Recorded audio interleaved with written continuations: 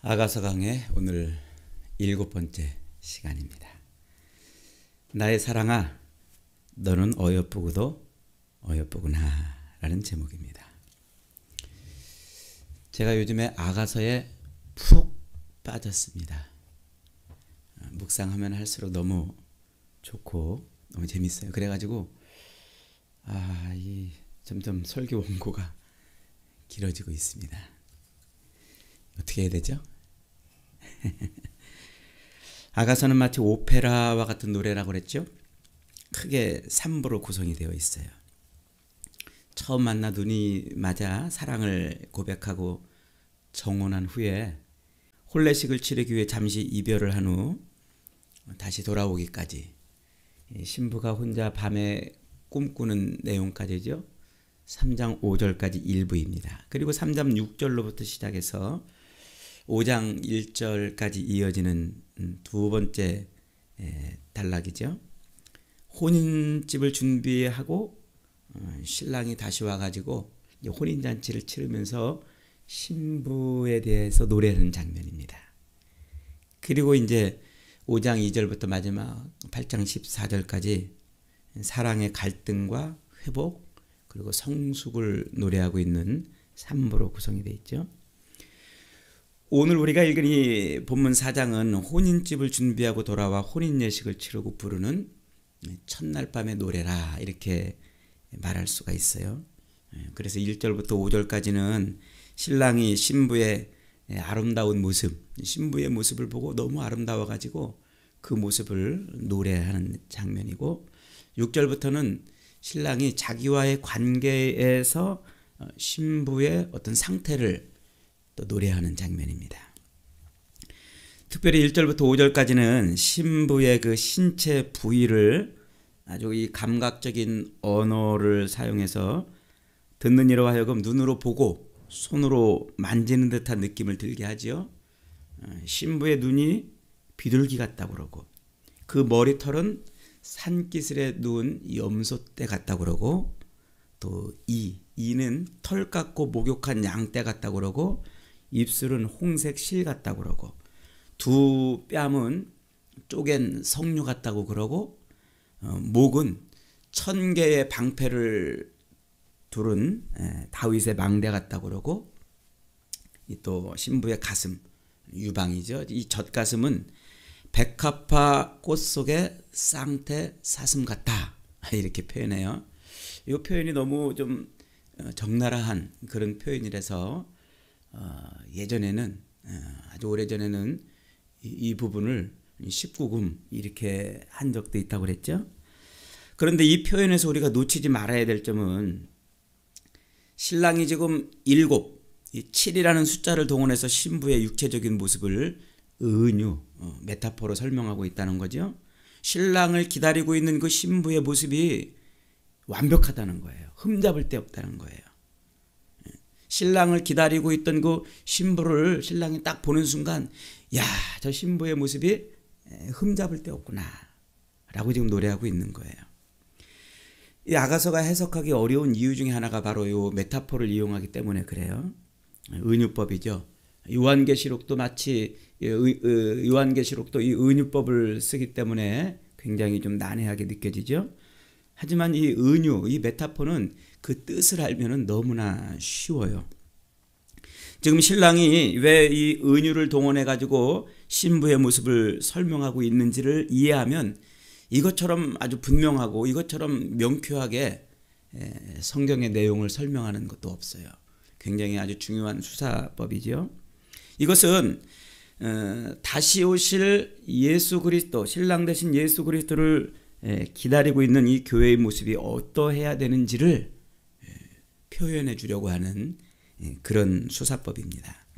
지금 솔로몬이 7이라는 숫자와 메타포를 이용해서 눈은 비둘기 같고 머리털은 산기슭에 누운 염소떼 같으며 이는 털 같고 목욕한 양떼 같고 입술은 홍색 실 같고 두 뺨은 쪼갠 석류 같고 목은 1000개의 방패를 두른 다윗의 망대 같고 젖가슴은 백합화 꽃밭 속의 쌍태 사슴 같다고 이렇게 신부의 모습을 묘사하고 있는 것은, 자기 신부의 모습이 지금 자기를 기다리고 있는 그 자기의 신부의 모습이 최고라고 지금 노래하고 있는 거예요.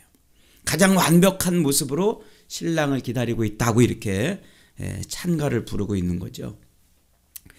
그렇다면 이 가장 완벽한 모습으로 신랑을 기다리고 있는 그 신부의 모습, 신랑이 그렇게 찬가를 부를 정도의 그 신부의 모습은 도대체 어떤 모습일까요?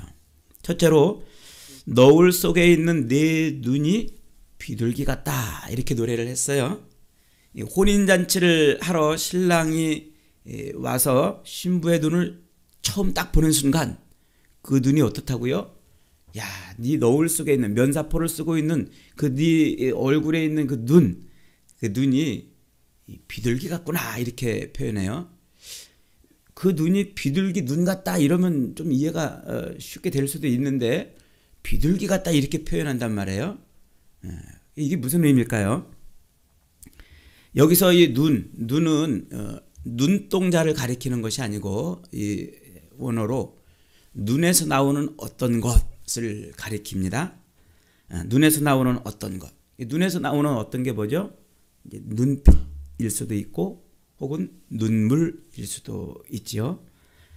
그래서 눈빛이라고 해석할 수도 있고 눈물이라고 해석할 수도 있어요. 그리고 비둘기는 제사 때 드려지는 제물이죠. 하나님이 받으시는 제물이란 말이에요. 눈빛이라고 해석을 하면 신랑을 바라보고 있는 신부의 눈빛, 신랑을 보고 있는 그 신부의 눈빛이 비둘기 같다 이런 의미죠. 그러니까 지금 자기를 다시 데려가서 혼인집에 데려가기 위해서 이 땅에 다시 오는 그 신랑을 바라보고 있는 신부의 눈빛이 어떻다고요? 그 눈빛이 비둘기 같다는 거예요. 그 눈빛이 사랑으로 아주 가득 찼다는 거예요. 눈에서 하트 뿅뿅 나온다고 그러죠. 우리말 그런 말 있잖아요. 야, 눈에서 꿀 떨어진다 그런 말 있잖아요. 그러니까 지금 신랑을 기다리고 있는 그 신부의 눈빛이 눈에서 하트가 뿅뿅 그리고 아주 이 꿀 떨어지는 그런 모습으로 지금 신랑을 보고 있는 거예요. 얼마나 신랑이 기분이 좋을까요? 그런 신부의 눈빛을 보면서 말이죠. 그리고 또 눈물이라고 해석하면 신랑을 기다리고 있는 동안 세상 사람들의 조롱과 멸시를 견디며 흘려야 됐던 신부의 눈물을 의미해요. 그리고 매일매일 배다른 오빠들이 포도밭에 나가서 일을 시키면서 할 수 없이 먹고 살기 위해서 매일 일하면서 흘려야 됐던 눈물을 의미하죠. 신랑이 지금 신부의 눈을 보니까 눈물이 그렁그렁한 거예요. 눈물 자국이 그렁그렁한 거예요. 그래서 신랑이 그 신부의 눈물 자국, 자기를 기다리는 동안 흘렸던 그 눈물을 보면서 내 사랑아, 나를 기다리면서 흘린 내 눈물을 하나님이 제물로 받으셨다. 그렇게 지금 노래하고 있는 겁니다. 동방의 의인이라고 불렸던 욥도 모든 것을 잃고 모든 것을 잃고 친구들의 조롱과 멸시 속에서 눈물을 많이 흘렸죠. 그러면서도 욥이 그 눈물을 흘리는 가운데서도 어떻게 했다고요? 그 눈을 하나님에게서 떼지 않았다고요. 욥기서 16장 20절에 보면 나의 친구는 나를 조롱하여도 내 눈은 하나님을 향하여 눈물을 흘리니 라고 노래하고 있어요. 그러니까 욥은 그 모든 것을 잃고 고난과 고통 속에서도 그 눈물을 흘리며 살 수밖에 없는 삶 속에서도 그 눈을 어떻게 했다고요? 하나님에게 고정시켰다고요. 그 눈물 속에서 하나님을 바라봤단 말이에요. 이스라엘의 왕으로 기름 부음을 받으면서도 사울에게 쫓겨다니며 바위 틈바구니에 숨어 수물을 헐떡거리며 눈물을 흘려야 됐던 다윗도 시편 42편에서 그렇게 노래하지요.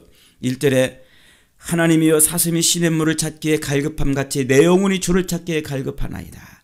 내 영혼이 하나님 곧 살아계시는 하나님을 갈망하나니 내가 어느 때에 나아가서 하나님의 얼굴을 배울까.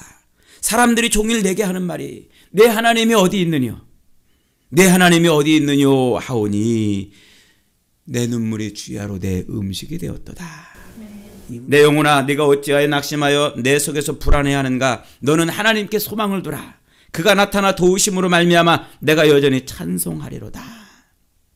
고난 속에서 살기 위해서 몸부림치며 도망다녀야 될 그 순간에도 눈물나게 힘들고 고통스러웠지만 다윗은 하나님께 두었던 눈을 한 번도 떼지 않았어요. 살면서 허덕거리고 도망다니고 숨어다니면서 흘려야 됐던 눈물을 흘려야 됐던 그 상황 속에서도 한 번도 하나님에게서 눈을 떼지 않았다는 거죠. 하나님께 소망을 두고 있었다는 거예요. 그 눈물의 삶, 그 고난의 삶, 그 고통의 삶, 눈물을 흘리며 살 수밖에 없던 그 모든 삶을 하나님이 어떻게 하셨다고요? 하나님이 제물로 받으셨다고요. 그 눈물을 안오라. 여러분, 신랑 되신 예수님께서 이 땅에 재림하심으로 천국의 혼인잔치가 벌어지고 있는 그 계시록의 마지막 장면이 어떻게 끝나는 줄 아십니까? 계시록 21장 3절입니다.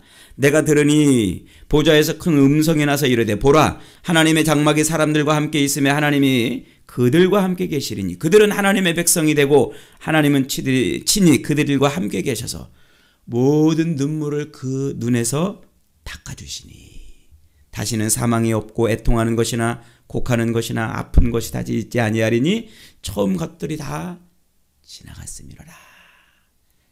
하나님이 어떻게 하신다고요? 모든 눈물을 그 눈에서 눈물을 닦아주신다고요. 여러분, 다시 오실 신랑, 다시 오시는 이 예수님을 바라보면서 사는 삶 속에서 그 눈을 신랑에게서 떼지 않는 그 눈빛을 하나님이 받으시는 줄 믿습니다. 눈에서 신랑만 바라보고 하트가 뿅뿅 나오는 주님만 바라보고 있는 그 눈빛을 주님이 받으시는 줄 믿습니다. 그리고 신랑을 기다리면서 살아야 되는 그 삶의 그 폭포감 속에서 흘려야 됐던 그 눈물을 하나님이 받으시는 줄 믿습니다. 신랑을 기다리며 흘려야 됐던 그 눈물들 단 한 방울이라도 하나님이 거저 흘러가게 하지 아니하실 줄 믿습니다. 저와 여러분이 주님을 기다리면서 흘려야 되는 그 눈물들 주님이 다 받으십니다. 내 사랑아, 내 기도를 들었고 내 눈물을 내가 보았노라. 우리 눈에서 눈물을 닦아주실 날이 곧 오는 줄 믿으시기를 축복합니다. 두 번째로 내 머리털은 길르앗 산기슭에 두은 염소떼 같구나 그랬습니다. 길르앗 산기슭은 이 가나안 땅 중에서 가장 목축업이 잘 되는 비옥한 땅을 일컫습니다. 아모스 선지자가 저 말 안 듣고 죄 짓는 북이스라엘 백성들을 향해서 뭐라고 말합니까? 이 바산의 암소들아 이렇게 외치죠. 바산의 암소들.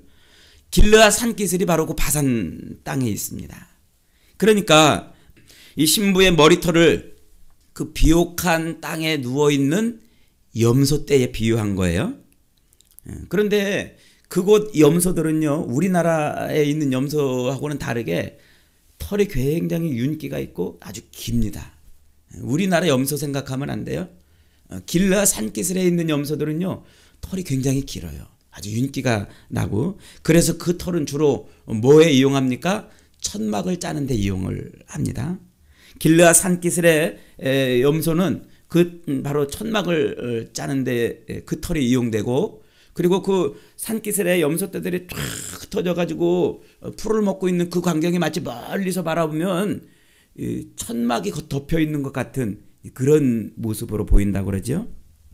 지금 신랑이 신부의 길게 늘어뜨린 그 머리를 보면서 마치 길르앗 산기슭에 염소들이 풀을 뜯으며 누워있는 그 모습을 보면서 뭐라고 본 거예요? 천막이 덮여 있는 것처럼 보였다는 거죠. 천막이 덮여 있는 것처럼. 그런데 재미있게도요. 출애굽기 36장 14절에 가면은 그 성막을 덮는 덮개, 성막을 덮는 그 휘장을 만들 때 뭘로 만듭니까? 염소털로 만듭니다. 36장 14절입니다. 그 성막을 덮는 막 곧 휘장을 덮는 휘장을 염소털로 만들되 11폭을 만들었으니. 그러니까 염소털로 짠 휘장으로 성막에 뭐를 덮은 거예요? 그 성막의 본체를 덮고 있다는 거예요. 그러니까 지금 솔로몬이 그 신부의 길게 늘어뜨린 그 머리를 보면서 마치 뭐 같다고 말하는 겁니까? 성막을 덮고 있는 휘장 같다. 성막을 덮고 있는 휘장 같다 하는 거죠. 이게 무슨 의미일까요? 두 가지 의미가 있습니다. 첫째로는 성경에서 긴 머리털은 자기 주인이 누구인지를 밝히는 중요한 표식입니다. 사사기 13장에 가면은 아이가 없던 이 마노아의 아내에게 하나님이 아이를 주시면서 귀한 말씀을 주셔요. 그 아이가 누구냐면 바로 삼손입니다. 13장 5절에 보면 이렇게 말씀하고 있어요. 보라, 네가 임신하여 아들을 낳으리니 그의 머리에 삭도를 대지 말라. 이 아이는 태에서 나옴으로부터 하나님께 바쳐질 나실인이 됨이라. 그가 블레셋 사람의 손에서 이스라엘을 구원하기 시작하리라 하시니. 하나님이 삼손을 주시면서 그를 뭘로 구별했다고요? 나실인으로 구별했다고요. 그러면서 삼손의 머리털을 깎지 말라고 하십니다. 삼손의 머리털은 나실인 곧 하나님께 바쳐진 자라는 표식이라는 거예요. 그러니까 긴 머리털은 지금 자기 주인이 누구냐 하는 것을 나타내는 것이죠. 이 나실인의 긴 머리칼은 나의 주인은 하나님이십니다. 나는 하나님의 종이고 하나님이 내 주인이십니다. 라고 고백하는 그 표식이에요. 그러니까 지금 신부인 술람미 여인이 신랑을 올 때까지 머리를 자르지 않고 길게 머리를 늘어뜨리고 있는 것은 자기 신랑에 대해서 뭐라고 고백하는 거라고요? 자기 신랑에 대해서 신랑은 나의 주인이십니다. 신랑은 나의 왕이십니다. 나의 통치자이십니다. 나의 피난처요 안식처입니다. 라고 고백을 하고 있는 거죠. 두 번째로 앞에서 1장 10절에서 한번 배웠죠. 1장 10절 한번 읽어봅니다. 내 두 뺨은 따은 머리털로 내 목은 구슬개미로 아름답구나. 요 따은 머리털이라는 말은 너울을 썼다라는 말로 배웠죠. 너울을 썼다. 베일, 곧 면박을 쓴 거예요. 면사포를 쓴 거죠. 결혼식을 앞둔 신부, 면사포를 쓰고 있는 그 신부의 모습이에요. 이 신부의 면사포는 누구만 올려줄 수 있다고요? 신랑만 올려줄 수 있다. 신랑만. 신부의 이 면사포는 신랑이 와서 벗기는 거예요. 스스로 내버려도 안 되고 다른 사람이 와서 벗겨도 안 되는 겁니다. 신랑이 면사포를 벗겨주지도 않았는데 훌떡 그걸 벗어 내팽개치고 일하러 나가고 다른 사람들을 만나는 사람은 몸 파는 여자란 말이죠. 그러니까 신랑이 지금 혼인잔치를 하러 딱 와가지고 그 면사포를 쓰고 있는 이 신부의 그 머리를 보니까 어떻다고요? 그게 성막의 본체를 덮고 있는 휘장 같다. 지금 그렇게 말하고 있는 거예요. 여러분, 그 성막의 본체, 성막은 누구를 예표한다고 그랬어요? 예수님을 예표한다고 그랬죠. 참 성전으로 오시는 예수님을 예표하는 게 바로 성막의 본체란 말이에요. 그러니까 신부의 이 너울을 둘러쓰고 있는 그 신부의 모습은 곧 누구를 품고 있는 거예요? 예수님을 품고 있는 거예요. 예수님을 품고 있는 그 모습. 신부의 머리털은 곧 예수님을 품고 있는 것이고 예수님이 나의 주인이십니다라고 지금 고백하고 있는 것이죠. 누가복음 7장에 가면은 예수님이 바리새인의 집에 방문했을 때에 한 여인이 향유를 예수님의 머리에 붓고 눈물을 흘리며 자기 머리카락으로 예수님의 발을 닦지요. 예수님을 진정한 자기 주인이라고 고백하고 있는 거예요. 그러자 옆에 있는 사람들이 막 비난을 해요. 야, 예수님이 저 여인의 정체가 무엇인지를 알았다면 과연 저것을 그냥 하도록 내버려뒀겠느냐고 막 비난을 해요. 그러자 예수님이 그 여인을 비난하는 사람들을 향해서 뭐라고 말합니까? 오히려 너희는 나를 위해서 아무것도 하지 않았지만 그녀는 나를 위해서 이렇게 했노라. 그녀가 나를 더 사랑했다라고 이렇게 말씀하고 있죠. 여러분, 자꾸 고백하십시오. 예수님은 나의 주인이십니다라고 고백하십시오. 예수님은 나의 신부라고 자꾸 고백하십시오. 신랑 대신 예수님이 오실 때까지 예수님은 나의 주인이십니다. 예수님은 나의 왕이십니다. 예수님은 나의 피난처십니다. 자꾸 고백하십시오. 그 고백이 살아계신 주님이 받으시는 고백입니다. 세 번째로는 이는 털 깎고 씻기운 양떼 같다고 합니다. 이 털 깎고 씻기운 양떼 역시 번제에 드려지는 번제물이죠. 신부의 이 드러난 구체적으로 뭘 말하는 것인지는 분명하지 않습니다만 아마도 이가 드러날 때는 어떤 때 드러납니까? 활짝 웃을 때, 그쵸? 활짝 웃을 때, 활짝 웃고 노래를 할 때는 이가 쫙 드러나지 않아요? 활짝 웃고 찬양을 하는 그 모습이 이가 활짝 드러나는 모습이죠. 주님의 신부들이 활짝 웃으며 찬양을 하는 그 모습을 뭘로 본 거예요? 하나님이 받으시는 제물로 봤다는 거예요. 다시 오마 약속하고 떠난 신랑을 기다리는 삶 속에서 사람들의 놀림도 있었고 먹고 살기 위해 포도원에 나가서 죽도록 일을 해야 했지만 그럼에도 불구하고 웃음을 잃지 않고 그럼에도 불구하고 찬송을 잃어버리지 않고 신랑이 반드시 다시 올 것이라고 외치며 노래하고 있는 찬양하는 그 신부의 삶을 하나님이 받으시는 거예요. 그래서 히브리서 기자도 우리에게 이렇게 권면하죠. 히브리서 13장 15절입니다. 그러므로 우리는 예수로 말미암아 항상 찬송의 제사를 하나님께 드리자. 이는 그 이름을 증언하는 입술의 열매니라. 여러분, 다시 오실 주님을 기다리며 사는 삶이 고통스럽지요. 사람들의 조롱도 있고 멸시도 있고 또 먹고 살기 위해서 매일같이 일터로 나가야 되고 혹한의 찬바람도 불고 폭풍우도 일겠지요. 그럼에도 불구하고 웃음을 잃지 않고 신랑 되신 예수님께서 다시 오실 것을 확신하며 찬양하는 그 삶을 우리 하나님이 제물로 받으시는 줄 믿으시기 바랍니다. 이것이 우리의 삶을 하나님이 기뻐하는 산 제사로 드리는 겁니다. 하나님이 받으시는 제물이 되어서 온전한 제사의 삶을 사는 것이죠. 고통스럽고 힘들고 눈물 나도 웃음을 잃지 않고 찬양을 빼앗기지 않고 활짝 이를 드러내고 찬송하는 그 삶을 우리 주님이 받으시는 거예요. 저와 여러분의 삶이 그렇게 하나님께 드려지는 산 제물이 되시기를 주님의 이름으로 축복합니다. 그 다음에 네 번째는 뭡니까? 네 번째는 내 입은 어여쁘고 입술은 홍색실 같다 이렇게 말합니다. 여러분 성경에서 홍색실 그러면 뭐가 떠올라요? 그렇죠. 청색, 자색, 홍색, 가늘게 꼰 배실 요게 늘 떠오르죠. 홍색실. 그게 언제 쓰여지는 실입니까? 성막을 짓는 데 쓰여지는 거예요. 그리고 이 홍색실은요 제사장의 옷을 지을 때도 빠지면 안 되는 실입니다. 그런데 재미있게도요 이 신약 성경에서 예수님이 십자가에 못 박히시기 전에 로마 군병들이 예수님의 옷을 홀랑 벗기고 뭐를 입혔어요? 홍포를 입혔어요. 홍포. 그 홍포가 뭐예요? 네. 홍색실로 짠 옷이 홍포예요. 홍색실로 짠. 홍색실로 짠 옷은요 왕이 입는 옷이거든요. 왕을 상징하는 옷이에요.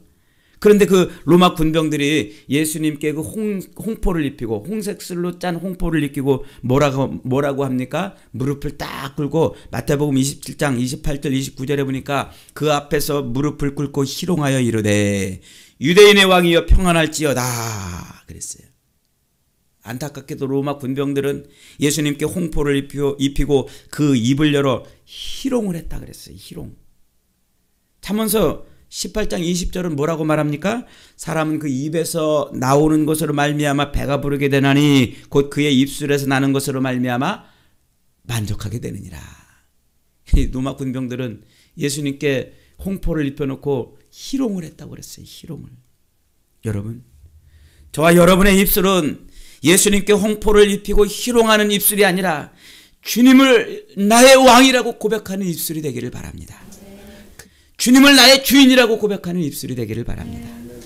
사도 바울도 우리의 입술의 고백을 매우 중요한 것이라고 말하고 있죠. 로마서 10장 8절로 10절에서 이렇게 말합니다. 그러면 무엇을 말하느뇨? 말씀이 내게 가까워 네 입에서 있으며 내 마음에 있다 하였으니 곧 우리가 전파하는 믿음의 말씀이라. 내가 만일 내 입으로 예수를 주로 시인하며 또 하나님께서 그를 죽은 자 가운데서 살리신 것을 내 마음에 믿으면 구원을 받으리라. 사람이 마음으로 믿어 의에 이르고 입으로 시인하여 구원에 이르느니라. 여러분, 예수님을 나의 왕이라고 자꾸 입으로 고백하세요. 예수님을 나의 통치자라고 자꾸 고백하세요. 그런데 예수님이 나의 인생의 주인이시고 통치자라고 고백하는 최고의 고백이 뭔 줄 아십니까? 그게 바로 기도란 말이에요. 기도. 우리 주기도문 강의 시간에 충분히 배웠죠? 우리 입술을 열어 간구하는 기도는 곧 예수님이 나의 왕이요 구주임을 고백하는 가장 중요한 고백입니다. 여러분, 주님 다시 오실 때까지 기도를 멈추지 마세요. 사람의 조롱에 찬양을 빼앗기지도 마시고요. 먹고 사는 고단함 때문에 기도를 잃어버리지도 마십시오. 주님은 나의 왕이시요 통치자임을 날마다 이 기도로 고백하십시오. 주님, 내 삶에서 주님이 나를 도와주지 않으면 안 됩니다. 주님, 세상에 이런 것 저런 것들이 내 삶에 들어와서 내 삶의 주인 행세하지 못하도록 주님이 나를 도와주시옵소서. 주님, 먹고 사는 삶 속에서 돈이 내 인생의 주인처럼 행세하고 있는 이곳에서, 이 삶 속에서 주님이 나를 도우셔야 됩니다. 주님이 나의 왕이시기 때문에 나를 도와주십시오. 나를 붙들어 주십시오. 나를 이 수렁에서 건져 주십시오. 이 기도가 주님을 왕으로 고백하는 기도예요. 이 입술의 고백을 주님은 단 한마디도 놓치지 않으신다고 말씀하고 있어요. 지금까지는 너희가 내 이름으로 아무것도 구하지 아니하였으나 구하라, 그리하면 너희 기쁨이 충만하리라. 여러분, 이방인들처럼 무엇을 먹을까, 무엇을 마실까, 무엇을 입을까, 이런 것 구하지 마세요. 그 기도는 주님을 우리 인생의 주인으로 고백하는 기도가 아니라 이방인들이 자기 신 앞에 나가서 비나이다 비나이다 외치는 그런 이방인들의 기도예요. 주님은 우리에게 뭐라고 말씀하셨어요? 너희는 먼저 그 나라와 그 의를 구하라. 그리하면 이 모든 것을 너희에게 더하시리라.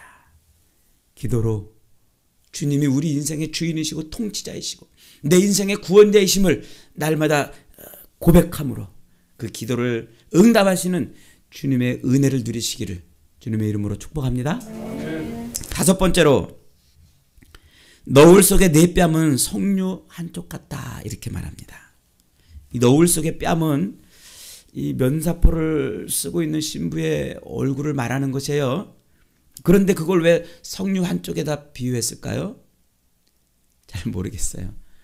제가 좀 더 자료를 연구하고 뒤져봐서 이게 무슨 의미인지 좀 더 찾도록 해보겠습니다. 여섯 번째로, 내 목은 무기를 두려고 건축한 다윗의 망대 곧 방패 1000개, 용사의 모든 방패가 달린 망대 같다, 이렇게 말합니다. 다윗의 망대란 다윗이 이스라엘을 통치할 때 예루살렘 성에 세운 그 망대를 의미해요. 이 망대는 두 가지 용도로 쓰였는데 주로 이제 적군을 멀리까지 쳐다보면서 적군이 오는 것을 감시하는 그런 망대이기도 하면서 동시에 전쟁에 나가가지고 그 전쟁을 이겨가지고 적군의 그 깃발을 빼앗아 오면은 그 깃발을 그 망대에다 쫙 늘어놔요. 그러면 그 망대를 볼 때 저 장수가 전쟁에 나가서 몇 번을 이겼는지를 볼 수가 있는 그런 곳이 망대죠. 이 다윗은 하나님이 도우심으로 나가는 전장마다 승승장구합니다. 그래서 모든 전쟁을 다 이겨요. 한 번은 저 아람의 수도인 다메섹까지 가가지고 거기서 하달 에셀을 쳐서 무릎을 꿇리고 금 방패를 가져다가 예루살렘에 갖다 놓죠. 지금 이 솔로몬이 신부의 이 목을 보면서 용사의 방패가 달린 망대 같다, 이렇게 말하는 거예요. 이게 뭐예요? 모든 전쟁에서 이겼다는 거예요. 신부가 모든 전쟁에서 이겼다는 거예요. 이미 앞에서 우리가 1장 10절에서 배웠었죠. 내 목은 구슬깨미로 아름답구나 라고 말했죠. 내 목은 구슬깨미로 아름답구나. 그게 무슨 의미라고 그랬어요? 이 정혼식을 마친 신랑이 신부의 처소를 준비하러 갔다가 처소가 준비되면 다시 온다고 그랬어요. 그 다시 올 때까지 신부인 표식을 잃어버리지 말라고 예물 언약의 증표를 준다고 그랬죠. 그 목에 목걸이를 거는 거예요. 귀걸이와 목걸이를 거는 것이죠. 혼인 언약의 증표로 신랑이 주고 간 이 목걸이, 그 목걸이를 걸고 있어야 신부인 거예요. 부지불식간에 신랑이 왔는데 신부가 그 신랑이 준 언약의 증표인 목걸이를 집어 던졌다? 그러면 신부가 아닌 거예요. 신부인지 아닌지도 모르는 거죠. 그러니까 신부는 항상 목에 이 언약의 증표를 걸고 나 남자 있는 몸이에요, 나 신랑이 있는 몸이에요 라고 이렇게 표식을 하는 거예요. 우리가 왜 약혼 반지 끼고 혹은 결혼 반지 끼면은 반지를 통해서 나 주인 있는, 나 신랑 있는, 나 신부 있는, 나 결혼한 사람이요, 요거 이렇게 표시하는 거 있죠. 그런 것처럼 요 나 신랑이 있는 몸이라고 표현하는 거예요. 근데 이게 일종의 뭐라고 그랬어요? 이게 일종의 멍에 같은 거라고 그랬죠. 멍에. 나는 나의 신랑에게만 순종하는 신부입니다 라는 의미예요. 신랑이 와서 혼인잔치를 하면서 신부의 모습을 딱 보니까 뭐 하고 있는 거예요? 그 멍에를 벗어 던지지 않았어요. 그 혼인 증표를 벗어 던지지 않았어요. 포도원에 나가서 햇빛에 그을려 밤낮 일하는 가운데서도 그 증표를 벗어 던지지 않았어요. 야, 너 그 목걸이를 하고 있다고 네 신랑이 올 것 같아? 사람들이 조롱하고 멸시하는 가운데서도 그것을 내버리지 않았어요. 그렇게 그 목걸이를 끝까지 착용하고서 신랑을 기다리고 있던 그 신부의 모습을 딱 보자마자 신랑이 너무 기쁜 거예요. 얼마나 기쁘고 흐뭇했겠습니까? 세상의 유혹과 시련에서도 그 언약의 증표를 내던지지 않았으니까 말이죠. 여러분, 이 땅에 다시 오신다고 약속하신 우리의 신랑 되신 주님께서 우리에게 남겨놓으신 이 언약의 증표가 뭡니까? 그게 바로 십자가입니다. 십자가는 죄인인 우리를 신부로 탈바꿈시켜주는 신랑의 혼인예물이지요. 신랑이 다시 오실 때까지 붙들고 있어야 될 언약의 증표입니다.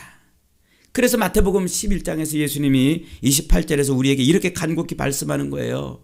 나는 마음이 온유하고 겸손하니 나의 멍에를 메고 내게 배우라. 그리하면 너희 마음이 쉼을 얻으리니 이는 내 멍에는 쉽고 내 짐은 가벼움이라 하시니라.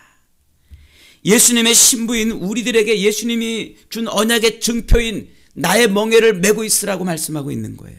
이 멍에가 뭐라고요? 이게 바로 십자가란 말이에요. 주님을 기다리는 신부가 붙들어야 될 언약의 증표가 바로 십자가인 거예요. 예수님이 이 땅에서 메신 멍에는 십자가밖에 없습니다. 자기의 사랑하는 신부를 하나님의 진노에서 구원하시기 위해서 사랑의 고백으로 혼인 언약을 맺으시고 우리를 데리러 오실 때까지 그 멍에를 메고 기다리라고 말씀하고 있는 거예요. 그래서 마태복음 16장 24절에서 예수님께서 누구든지 나를 따라오려거든 자기를 부인하고 자기 십자가를 지고 나를 따를 것이라고 말씀하고 있는 거죠.